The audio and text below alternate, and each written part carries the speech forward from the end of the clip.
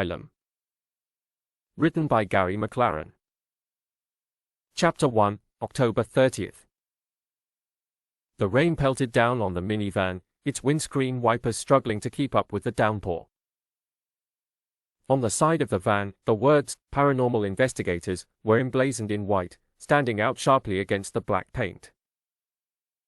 Dave drove cautiously down the wet, rural road, his eyes flicking to the sat-nav. "Turn left here," the female voice instructed.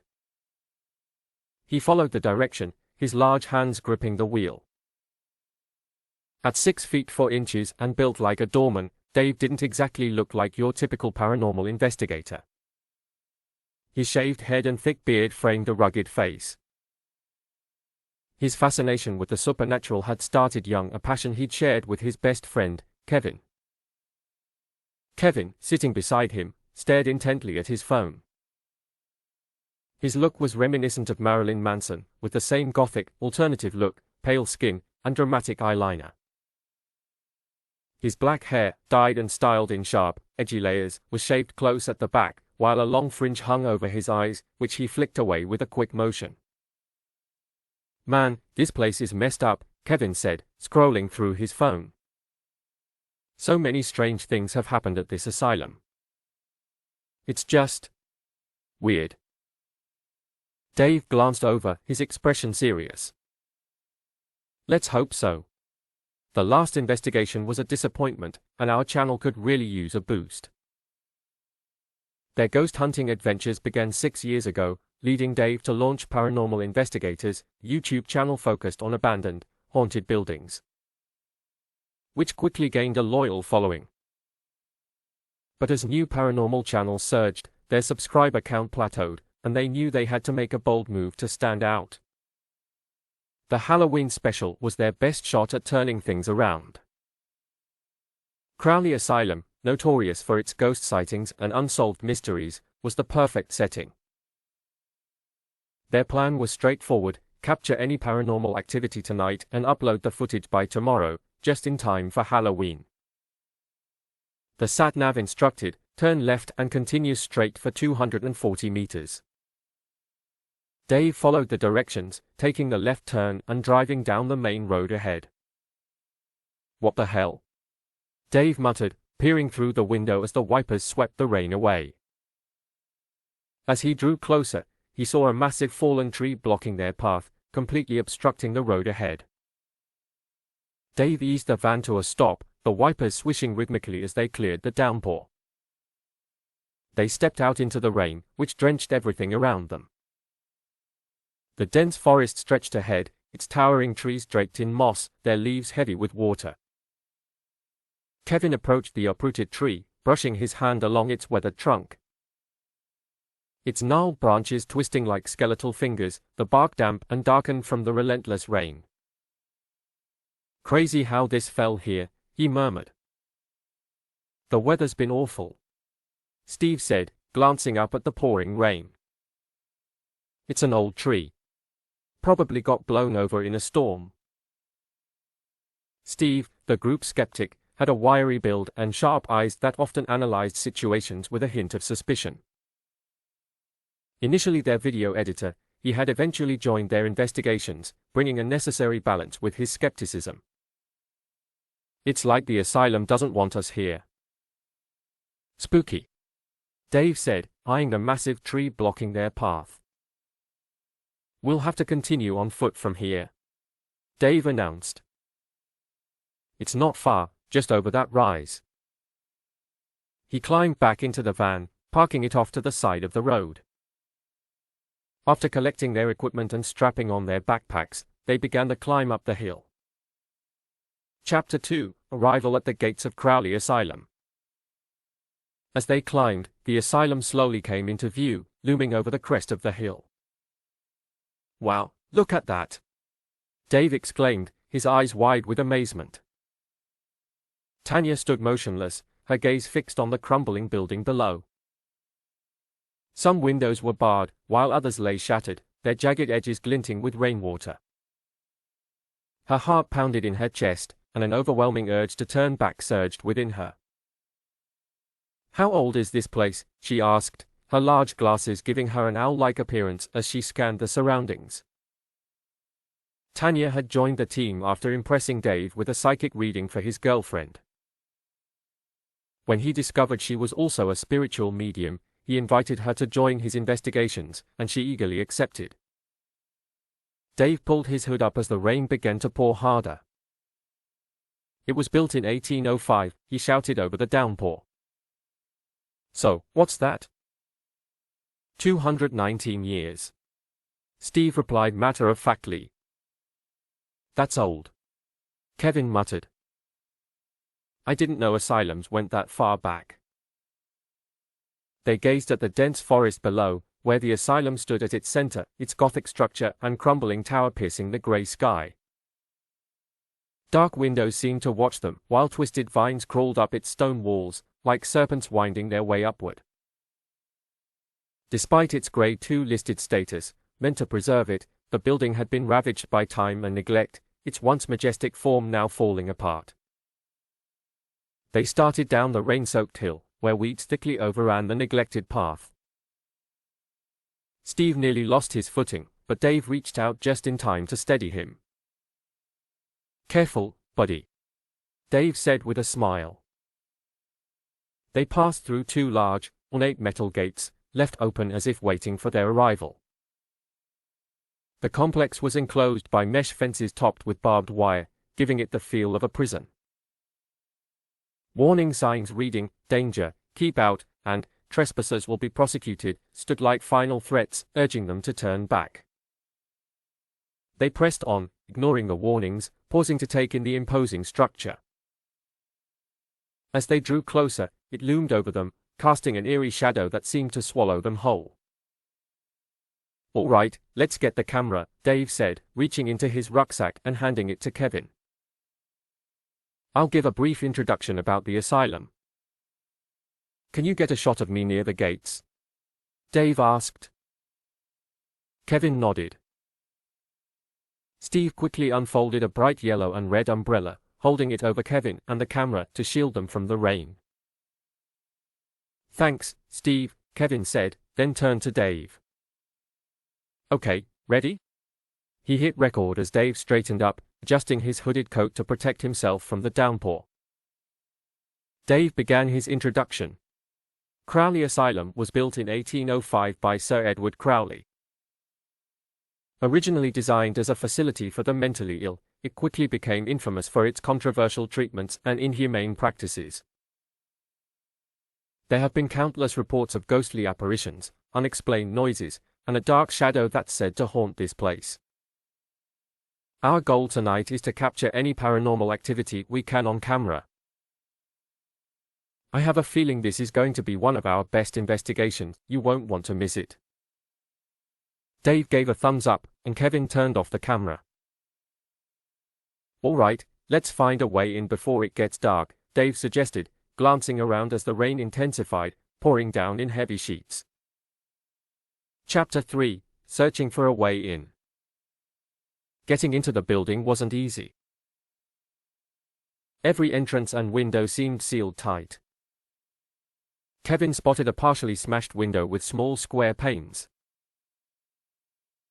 He grabbed a brick from the scattered debris and used it to shatter the remaining glass, carefully clearing the shards to avoid cutting himself. As Kevin tried to squeeze through the narrow opening, Dave shouted in alarm, "Kevin, what the hell are you doing, you mad bastard? You're gonna hurt yourself. I don't want to be taking you to A&E. We'll find another way in." As they circled around to the other side of the building, an unsettling sight greeted them. Scattered across the muddy ground lay the lifeless bodies of ravens, their feathers matted and dull. Some had only recently succumbed, their eyes wide with shock, while others lay in various stages of decay, their forms bloated and discolored. A few corpses bobbed in the rising muddy water, with maggots wriggling in the softening flesh, engaging in a grotesque dance of life that feasted upon death. "Wow, that's strange," Dave remarked, his brow furrowing with concern. "We need to get this on camera." Kevin turned his camera on and began to pan across the floor, capturing the lifeless birds scattered around.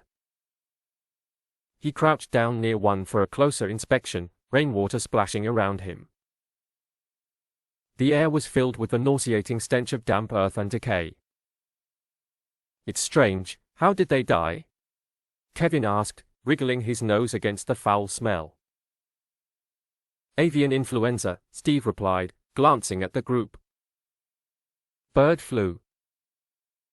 Steve's gaze shifted to the untouched carcasses. "It explains why they haven't been scavenged. Predators tend to avoid diseased animals. Bird flu is highly contagious, and it can even spread to humans, so we should keep our distance." Kevin quickly pushed himself up from his crouch and stepped back from the dead birds. "Let's continue looking for a way in," Dave said. Chapter 4: Inside the Asylum. After a few minutes of searching, Dave spotted stairs leading into a dark passageway, their stone steps partially obscured by thick vines and a rotted wooden door that lay discarded on the ground. "Over here," he called out over the rain. The others quickly joined him, and together they descended the crumbling concrete steps, where weeds had pushed through the cracks. They entered the dimly lit passageway, relieved to escape the rain for a moment. After stepping down a few more steps, they were enveloped by an atmosphere thick with dust and the musty scent of decay, punctuated by the faint echo of dripping water. Kevin rummaged through his backpack and pulled out 3 flashlights. "Here," he said, handing one to each of them. Their lights barely pierced the darkness, casting weak beams that seemed to vanish into the blackness, while their footsteps echoed eerily off distant, unseen walls. They climbed 5 crumbling steps to heavy metal doors, which opened with a rusty creak. Their flashlights revealed a corridor of crumbling walls and broken tiles. Tanya stumbled, but Kevin caught her. They entered a large hallway with a central octagonal balcony and elaborate staircase. Above, a dirty but impressive glass ceiling stretched. Dave looked through the camera. "Look at these columns," he said, admiring 6 tall structures with crumbling ceramic tiles exposing concrete beneath. Near the columns stood an open lift, dark inside. Warning strips hung loosely, and a faded "Danger" sign clung to the frame. Nearby, a dusty building map was mounted on the wall. "Hey, team!" Dave called. He examined the map, explaining, "This is our entry point, the basement. We're here on the ground floor." Kevin had his camera fixed on Dave. "We'll focus on areas with reported paranormal activity, the shock treatment room, isolation ward, and especially room 137. Dave's eyes lit up. "Room 137 has quite a story. I'll share its horrific history later." Steve pulled his phone out of his pocket. "I'm sure there are maps on the other floors, but just in case," he said, quickly snapping a photo with his phone. "Good thinking," Dave replied, nodding in approval.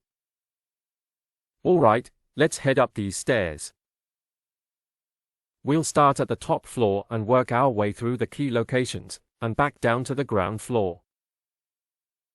Cautiously, they climbed up the spiraling metal staircase, its rusted surface creaking with each step.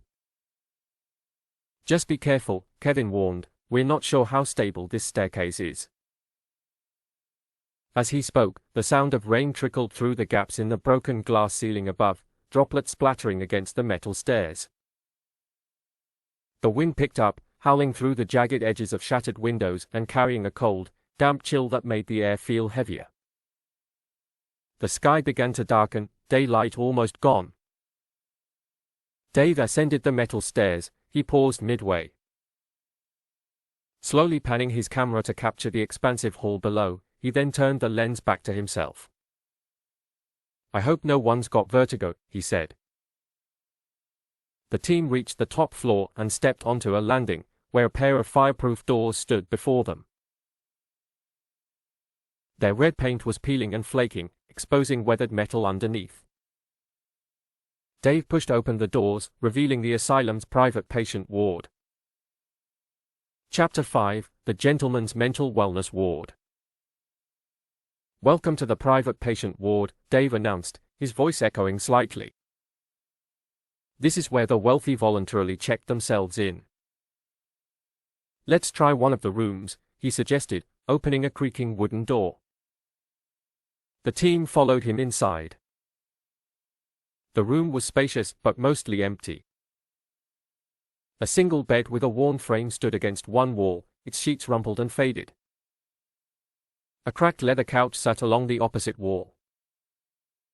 Dave noticed 2 books lying face down on the dusty floor. He crouched, picked one up, and blew off the thick layer of grime. "Whoa, check this out," Dave called to Kevin. An antique. He flipped through a few pages. "Think it's worth anything?" After a moment, he set the book on a small table. Kevin peered out a window at the swaying trees and lashing rain. "Let's begin," Dave said, pulling out a spirit box. He held it up.